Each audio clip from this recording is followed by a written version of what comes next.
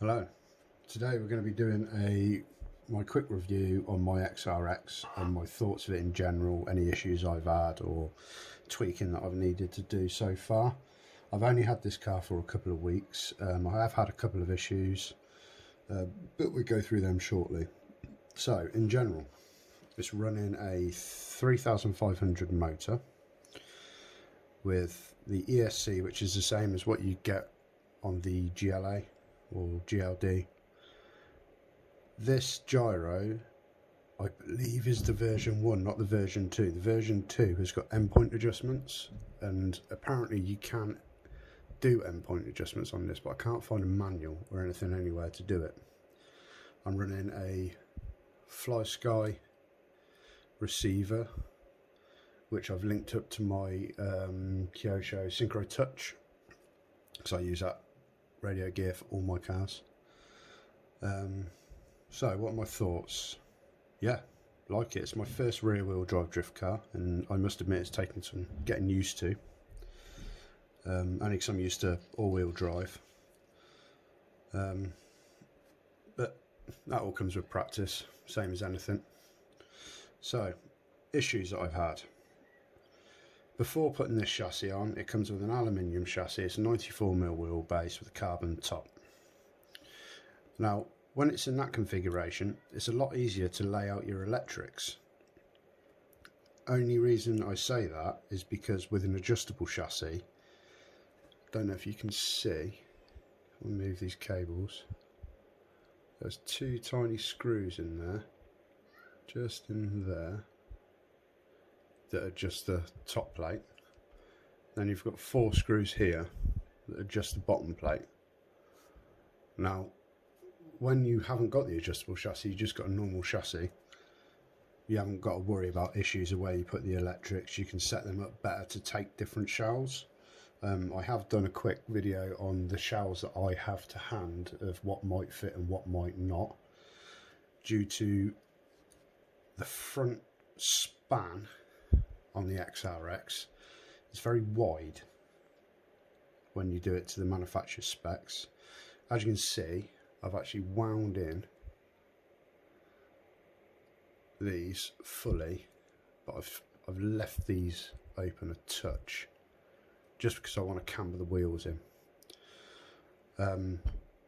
Apart from that, wheelbase wise, that was the only issue. It's very wide, so you do struggle for finding shells to fit. It's going to be a bit of trial and error with it. Now, another issue I had was, you can see the steering rail. Well, where those 2 bearings are, just in there, there's a little plate that goes over underneath it with another bearing that pushes onto this block, which holds it into place. Now, these 4 screws here, these hold in the plates which hold in the front arms. Now, there is a plate that runs over there. You can't really see, you can just see it in there, the front plate. Now, that slider arm actually sits over the top of the plate, so when you push it back, it hits the plastic, so you can't do it up enough, so you tend to get a lot of slop in the steering. So I was speaking to Garage RC yesterday, because he's got one of these, to see if he had the same issue, and he's actually just taken a millimetre off the flat of the block, which I did as well last night, and it's eliminated all the slop in the steering, so it works nice and smooth now, and yeah, a lot happier with it. Other issues. Now, the gearbox case that comes with it, the one that it's built with in the box, is very soft. The plastic's very, very thin. Now, I did just clip the back wheel and I snapped the little slot there, which then my wheel fell out, and I didn't realise because I didn't really pay much attention, but when you open the box and you get this, there is actually a packet in there with another cover, another case inside, which is made of thicker plastic. So when you do get it, I definitely recommend take the one off that it's built with and put on the thicker plastic one. That is definitely better. Now, the other issue I have, which was picked up by Beaver's Hobbies as well, and I had the same issue, is the motor plate. Now, the motor plate, you screw it in at the top, just behind this spur, to hold the motor in, and then this bottom slot where you can adjust it, if you can just see it, where you adjust it, that screw hole doesn't actually line up with the slot. So you have to put the screw in at an angle to get it in there to hold it in place. Now, I know a lot of people, what they do is they just have the one screw in there because they find it easier to adjust the motor that way. But I always worry that if I bump into something and anything like that, it's just going to jar the motor out of place, and then I'm going to strip the pinion or the spur gear on it. So yeah, that is another issue. But they're all issues that can be resolved. I actually run a file through mine, and I actually made it a little bit bigger. What other issues have I had? I haven't really had any other issues. Now, what are the good parts about this car? The adjustability of this car and the shocks with the alloy spring tensioners on, so you can just wind them up and down to stiffen your springs. Same on the back, which is I think so much easier than it is trying to put clips in and like you do on the Mini Zs. It comes with the alloy servo mount blocks, comes with the alloy body mount clips. What else? It also comes with a solid rear axle, which is good, but I do want to get a ball diff for it at some point. The problems, the knuckles themselves, the C-hubs and the knuckles on here, they seem to have the plastic, it seems quite soft. So I'm going to be getting the alloy upgrades for it. I don't know if you can see that. Yeah, so I'm going to replace the C-hubs and the knuckles and get the alloy upgrades for it, and obviously that will stop the any stripping. Won't have to worry about that anymore. I'm also going to be getting the rear knuckles, but they should be in soon, not too long. Just know my steering servo is not connected. That was one problem what I did have actually, was these tiny rod ends. You've got one that comes from the servo horn to this arm here, then it goes from the arm onto the steering block. Just see it in there, I think. Just in there.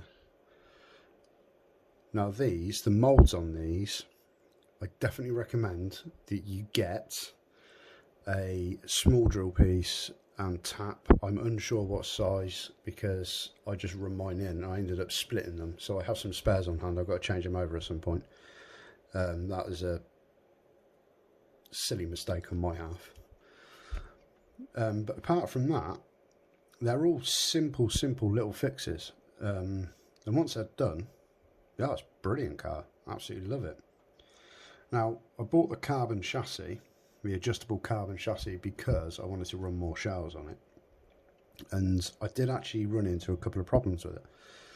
My first problem was they run flat head screws in here.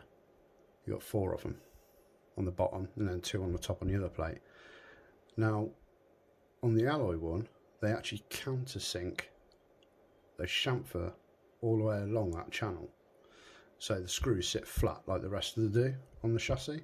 But on the carbon plate, they haven't done that. They could have done with either moving the rails in slightly and having a smaller slot piece, or moving it out a bit so you could countersink those. But apart from that, that's my only quibble with it.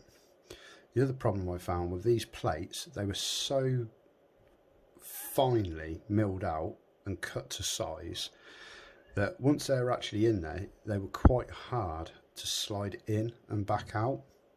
So what I've done is I've actually run a flat file along this edge of this plate all the way up, both sides, to give it a tiny little bit of play. and that way it slides in a lot better. I did exactly the same on the top plate as well. But no, apart from that, that's good. The only thing, oh no, I did find something else. This bracket that runs off the back of the carbon plate, which I can assume is 4 sway bars, I can imagine. Sway bars, rear bumpers, front bumper, possibly.